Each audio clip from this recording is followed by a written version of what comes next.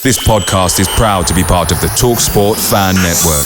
TalkSport. Powered by fans.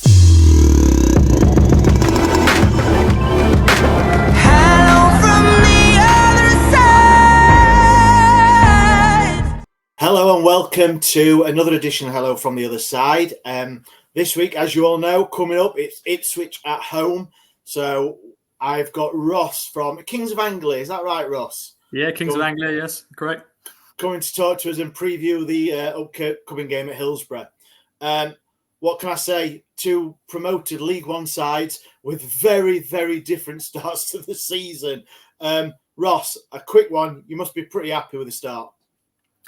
Yeah, of course, there's a lot of pundits, predicting, that's what they always do at the start of the season. They look at different teams and we've been put up there, top 6, top 2 and all that. And it's a little bit, calm down, ladies and gentlemen. It's our first season back in League One. But yeah, it's been a fantastic start. The only game, was the Leeds game where we just sort of found out actually they're a good team. And but yeah, we've done pretty well. And I think Town fans will probably take that off you straight away, first game of the season. Yeah, I mean, when the start of the season, the pre-season coming up, I think a lot of pundits, and I'll put that thing, put us for relegation fodder in the first 5 games. We're proving them right, which is bitterly disappointing, I've got to say. But yeah, we've everyone knows. I'm not going to go on about it. We've had a terrible start. We got a good result against obviously a team that you come stuck against. So I'm taking that as a win already, Ross. I'm sorry. So obviously, we drew 0-0 away at Ellen Road, and yourselves went down 4-3 to Leeds, which is only your blip on your season at the minute. So it's looking good for you. So sat in second, whereas if you roll reverse it, we're second bottom. So it's a tough start. League One from Championship, we all know it's a hard one. We'll start at the beginning of the season for yourselves, strengthening in summer. It was well documented. Obviously, you strengthened in January, which was a masterstroke for yourselves. We've got to say, obviously, we didn't as much as we probably would have, should have. But you brought in like some quality players. Broadhead, obviously a standout, and he's what I've seen the start of this season. He's actually kicked on in the Championship. So summer spending. So just give us an overview of the players you've brought in. Obviously, we're not going to be too familiar with a lot of them, but let us know. Yeah, do you know what? Town fans are a bit underwhelmed about our transfer business in the summer because we may have not done what, we've got money now with American owners and stuff, and I think fans are ready for us to break our transfer record, go on and sign loads of, millions and millions of pounds on players. But as you mentioned, the January transfer window is where we made that business. And I think they were making that business ready for hopefully Championship football this season, which is what we've got, thankfully. Nathan Broadhead, he's one of my favourite players to watch because he's just everywhere. He can score goals, can create chances. And he, for me, was just such a massive, massive signing in January. And of course, signed some other black players. George Hurst, we signed permanently this summer. He scored the goals for us last season to get out of League One. That was sort of rolling on throughout pre-season. Was it going to happen? With Leicester coming down, I think they were still 50-50 on will they sell him or not? Will they maybe put him into their side? But no, we got him. And that is probably the marquee signing this summer, signing him because we've been wanting a striker like him for a little while. So, that's a big one for us. Other players to look out for, really, in terms of the summer business. We've signed Brandon Williams from Man United on loan. We've also signed another Man United player who's not signed on a free transfer, though, is Axel Twanzebe. Bless you. Yes, yeah. I'm glad you pronounced it because I have trouble with that one. To be fair, I'm very much known on Kings of Anglia for the person who can't pronounce things, but I've been able to say that and practice that over the international break, so I've got it somewhat nailed on now. But yeah, I'm trying to think now the other players really because I think Hutchinson from Chelsea. Yeah, Hutchinson is once again he's one of those where a Premier League loan where anything can happen with that. I'm sure you're used to that as well. Once again, got all the tricks, is fearful and all that, but he also can have a lot of mistakes in him and tries too much and. So far, he's shown glimpses. I think the last game against Cardiff, actually, he was the one who actually got one of the assists for one of the winning goals for us. So because we had to come from behind, to beat Cardiff. Yeah. So it was one of those days where we weren't playing really well, and then thankfully got the goals. But so yeah, he's another player that hopefully is going to come good, but you just never know. But yeah, we've got a squad that was already built, last season to hopefully play championship football, and a lot of them have stepped up. Connor Chaplin, top goal scorer last year, he signed a new deal in the summer. That was always 50-50 of could there be upper championship teams looking for him? Kieran McKenna, of course, signed a new deal. He was linked to Leicester, he was linked to Celtic and all that sort of stuff. But yeah, I think 7 players in total we've signed this summer. But yeah, for some reason, Town fans were a bit underwhelmed by it, but I was pretty happy with it. At least you've managed to splash a bit of cash. I believe George Hurst was nearly 2 million, I think he was. And the guy from Peterborough. Yeah, Jack Taylor. Sorry, yeah. Jack Taylor. Once again, he's a player that, because Massimo Luongo and Sam Morsey have been our main two in the midfield, Jack Taylor's he struggled to get into the team. He's made a few sub appearances. He started in the Cups, but I wouldn't say he's forgotten man already, but it's like we've signed him for 1.5 million from Peterborough, but he just hasn't featured as much. But I'm sure he will in the long term because, as you know, and everyone knows, championship football is a long season, so I'm sure he'll get the games. 100% is. You mentioned one of my personal favourite players there, Mass. Gutted when he left us. A real great player, but for us, and we've had history with injuries with players, that he just couldn't stay fit enough. But obviously you picked him up in January, wasn't it, I think? And then he's been pretty mainstay of your team. So, I mean, what's your impressions? Has he gone down well with Town fans?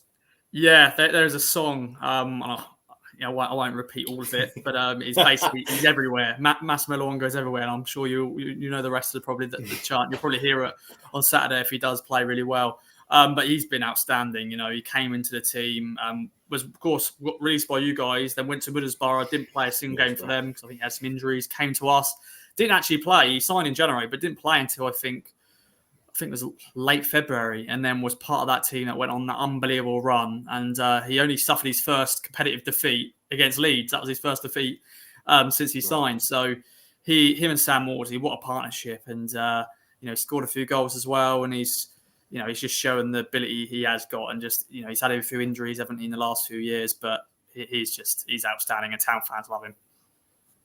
Oh yeah, like I say, I could have watched him for the occasions he did play. We thought we had the makings of a cracking midfield three with George Byers, Bannon, and Luongo. When they played, very rare they did play. It was a cracking midfield.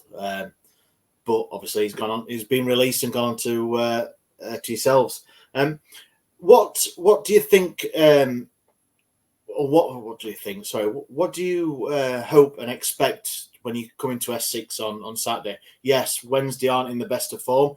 We did get a good point, like I said before the international break, but just history. The last 2 games last season both drew 2-2.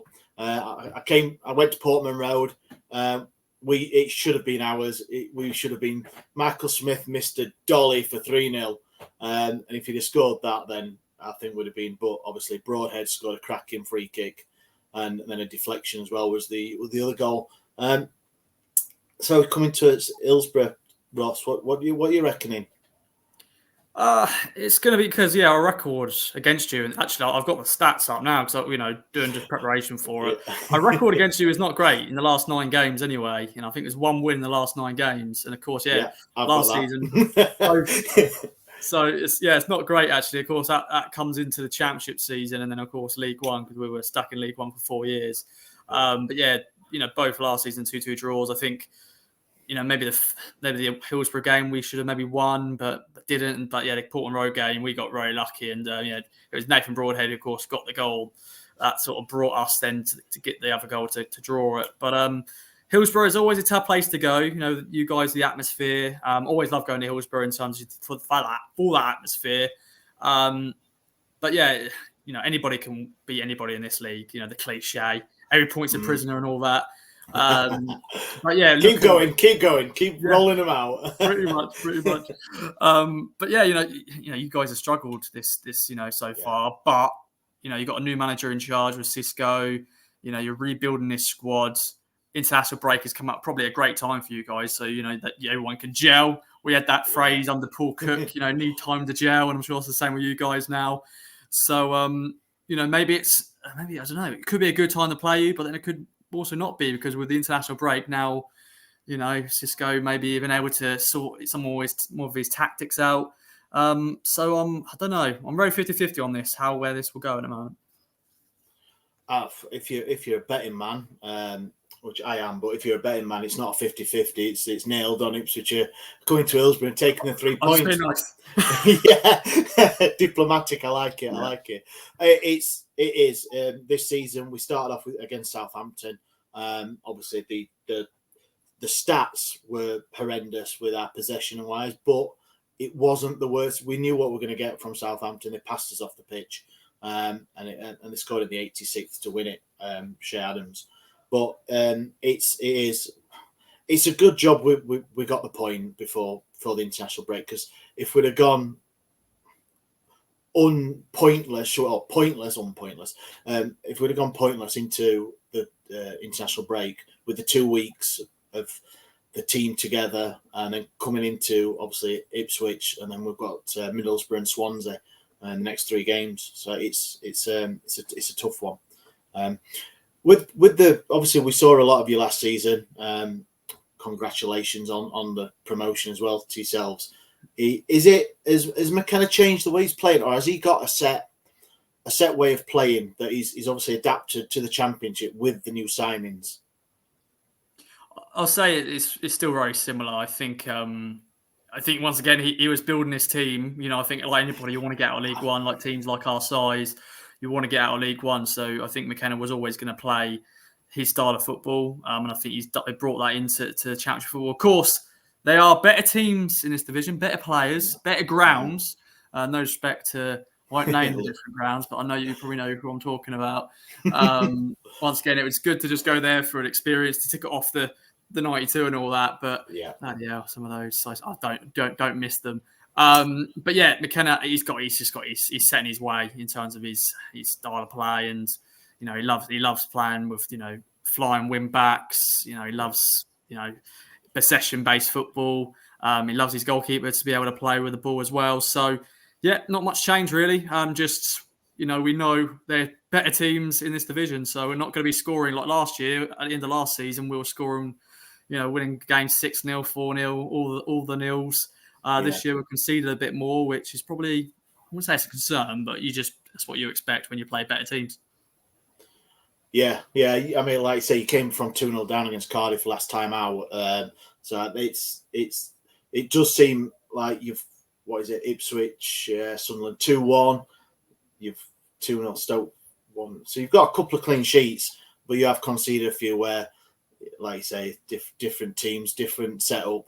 And a lot better players, which we're finding out as well, to our cost with Cisco. And we saw glimpses against Leeds about how he's trying to get to play, or how he wants his team to play.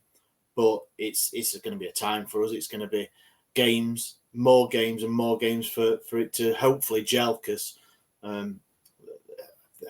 there's talk already about some Sheffield Wednesday fans that he could be only a few games away from being sacked, which is crazy talk. Really is for any new manager. But that's it. That's the way it goes. We've signed we've 13 players we've signed, so we have really gone for it and probably spent less than 300 grand in total. They've all been loans and frees. So I see that on obviously some of your signings, they are younger age as well. There's not. I don't think that you didn't sign anyone over 27 in the ones you've signed. So Kieran McKenna is one for youth, and he's obviously playing them guys as well. So it's a bit of a it's a bit of a situation for us, because obviously we're on the older side. We have tried to get the youth in. We've got a couple of youngsters in, but they haven't really set the world alight at the minute, because I don't think Cisco knows how he wants to play or how to use them. So it's going to be interesting. I mean,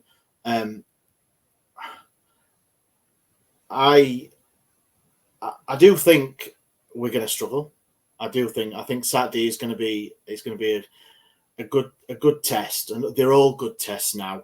But we played Southampton, obviously a relegated team, Leeds a relegated team.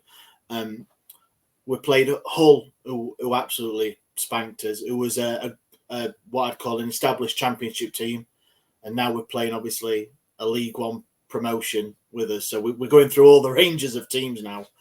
I think it's still going to be hard for us. I really do. I don't know where we. Hopefully, I do hope that we can get the win against Ipswich. I do hope we can play, and Xisco picks a team that he has. He's not been consistent with this team selection either. He doesn't know who his players he can really trust, who he wants to play. So your guess is as good as mine what the starting 11 will be on Saturday. So it is obviously I've mentioned your players. I'm like Broadhead stood out and things, but is there any player that you've seen maybe in the end of last season, beginning of this season for Sheffield Wednesday that you think Ipswich Town fans are going to be like, actually, we're going to be a bit wary of him? Once again, he always gets mentioned. Of course, Barry Bannon is the man who always gets mentioned, I think. And even George Byers. I think George Byers didn't play at the Port Road game. I think, if I'm just double checking now. So remember, that was always the one to look out for, that midfield. And I think, Byers, I think, was injured or suffering for that game. Once again, I need to get my facts right there. But he's another player that I love watching play. He was always when I was like, if we were looking for another centre midfielder, before Massimo came, I was like, if we could take someone from a League One team, Byers, thank you very much. But as you said, you've got. I was looking through the squad and going, wow, there's a lot of new players here, and a lot of different players I've never heard of before either, which is can be a bad thing. You got a goalkeeper on loan from AC Milan. I was like, what's going on here? What's he like? A Colombian international, nonetheless. Yes. He was away with the international the weekend. He hasn't got a cap, but he was still in the squad. Yes, it counts, mate. It does. If you'd have said to us in the beginning of the summer that we'd sign a player from AC Milan, a player from Paris Saint-Germain, and a player from Monaco, I'd think you'd gone crazy. But we have. So it's just giving them guys time, giving them minutes. Obviously, Championship for even players coming up from League One is a different kettle of fish, but coming from a different country, different league, is going to be even harder for them lads. Like I say, we've got the United Nations of Sheffield Wednesday. I think we've got quite a few different nationalities there, which is all great. You look at the signings, you think, who is this guy? Who is this? But hey, once upon a time, there was players who were world beaters. Now they probably play for someone and go, who's this guy? So you never know. And there's one player I'm looking as well at Deshaun Barnard, who is of course he will know. McKenna will know of him during McKenna's time coaching at United. So he's going to be a familiar face to McKenna and the team. Even Martin Pert, who's the assistant for McKenna, and I'm sure as we mentioned, got Dwan Zabi and Brandon Williams who will know him as well. So there's that little connection there. So that's always a thing where former coaches of different players will go, oh, okay, we'll definitely look out for him. And he's he had a big future at United, but of course got released and he joined you this summer. Yeah, he's not had. He played against Leeds and he had a really good game. He's not had the most minutes, game time, but he has looked when he's played. He has looked pretty good. Quite impressed with him, Jamaican international. He's been away. I don't think he got any minutes either. So all our players, like we've got, I think there was 5 or 6 internationals that have gone away, and there was only, I think, the Delgado who only actually played minutes, and he came on the second half. So they've been away. They've had sun, sea, and all that. So hopefully they've come back refreshed without actually playing. So it's going to be an interesting makeup. I would have loved for the new signings to stay. I don't know what your thoughts are on international break, Ross, but for us, with all them signings, new manager, not doing so well, I'd have liked to the international guys to stay, get some minutes on the training pitch with the teammates, just a bit of bonding, and then hopefully that would have kicked us on as well. But Yeah, it's always you always worry, don't you, with going, because of course, like anybody like us, we would love to represent our country, and I'm sure all those players, they want to do that, play for their country. We had a few players went out on international. Sam Morsey for Egypt. I think he played a few. I think he's playing tonight actually, or whenever this video goes out, Tuesday night. He's playing for them, or could feature. Nathan Broadhead played for Wales, but was an unused sub on Monday night. Wes Burns played in the first Wales game as well, but he got actually injured. He's missed Monday night, so he could be a doubt going into this game with a hamstring. So there you go, an injury there, and he's one of our star players as well. And you've got other players, maybe more younger players who've got international caps as well. But yeah, you just think sometimes definitely if it's a friendly against a random teammate and they get injured, it's like, oh, great. If it's a qualifier, then fair enough. But yeah, it's international break. We didn't have to worry about those in League One, did we? Only if we had 3 or 4. 3. 3, I think it was. So, but yeah, it felt weird on Saturday because it's like, oh yeah, got no game because we're in the championship now and international break and stuff. But yeah, you just worry sometimes. Great for them to play for their country, but they get injured. Yeah. So, yeah, well, I mentioned Wes Burns. Obviously, Marvin Johnson's not in our 25, so there is, even if he was fit, I don't think we'd have a repeat from last season's shenanigans, should we call it? Yes. And we'll leave it there.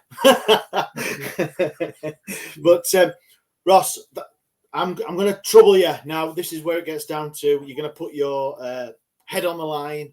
I'm going to ask for a bit of a quick overview of how you think the game's going to go, and then a little bit of a prediction. Yeah. Once again, I will admit, actually, and I wasn't going to say it on the pod, I did put you in the relegation zone. Just looking at the mess that was in the summer for you, with all the signings. We've lost you there, Ross. Sorry. Oh, you've just gone. Oh, that's a shame. And I was so enjoying. No, I'm only joking. Sorry, Ross. God. No, that's fine. No, that's fine. I was expecting that, to be fair. I'm sorry to all the Wednesday fans, but as you know, I think because of what pre-season and everything like that. But hopefully, with the the international break and stuff like that, maybe it can change. And getting a good point against Leeds, that's a great result. But yeah, the game itself, Hillsborough, as I said, tough place to go. Another cliche. If it was at Portland Road, I'll be going Town, maybe easy win. Because we're Portland Road is our fortress, and everything like that. We've got good results there. Yeah. But going to Hillsborough, I think it's going to be a tough one because you guys are going to be right on them. I'm sure you're going to be right on your team as well, supporting. But if something goes wrong, then you straight away are on them, aren't they? We won't talk about refs because they're always useless. So I am going to go for a Town win. So if I do disappear again, thanks for having me. I don't think it's going to be like a battering or anything like that. I think it may be 2-1 Town win. 2-1 Town win. Oh, I'll tell you. You just mentioned officials. I've got to say, League One officials last season, and obviously the first season, were appalling across the board. I'm not singling out anyone. There was some absolute horrendous. This season, slightly better, but not as improved as I would have hoped for the step up to the Championship. So I just you want your officials just to be just the person in black, just let the game go, just blow the whistle for kickoff, blow the whistle full time. You don't want any interference that gets round my nerves, but the part of the game, the laws, so that's it. I'm going to go for a 1-0 Wednesday win. We recorded our weekly podcast last night for a thing, so I went for a 1-0 Wednesday win on there. I was the only one. So you're not alone there. On our podcast of 4 people, I was the only one who was positive. So I'm going for 1-0. I'm going to go with it. It's going to be pretty open. I think Cisco has been accused, and I was early, of not being attacking enough in his intent. The players on the pitch are attacking enough. The selections he's made, but just the intent of how they've set up and how they've gone about the game. So I'm going to go, and I think we'll score in the first half and then probably hang on. But I take everything what you've said, and I witness it. Not every, but a lot of home games. If it doesn't go our way, probably the same as every football ground. If you don't go the home team where the home support get on the back, and with everything that's been going on off the pitch at Hillsborough, Sheffield Wednesday, a lot of fans aren't happy with the regime and the owner and what's been happening. So I think that could be a factor as well. So I hope not. I hope they support the team. I'm sure they will. And it's the owner that they're not happy with. Yeah. But I'm going to go for a 1-0. I'm going to go positive, mate. So I'm 1-0. Let's bring on Saturday, 3:00. Football's back. Proper football, should we call it, Ross? He's back Saturday. Yeah. So thank you very much for joining me. That's Ross from Kings of Anglia, giving up his time to talk all things Ipswich. Guys, girls, everyone, thanks for joining us. Really appreciate it. If you like, subscribe, all the usual stuff. You can see all the social media things on the bottom. Thank you very much, and have a good evening. This podcast is proud to be part of the TalkSport Fan Network. TalkSport. Powered by fans.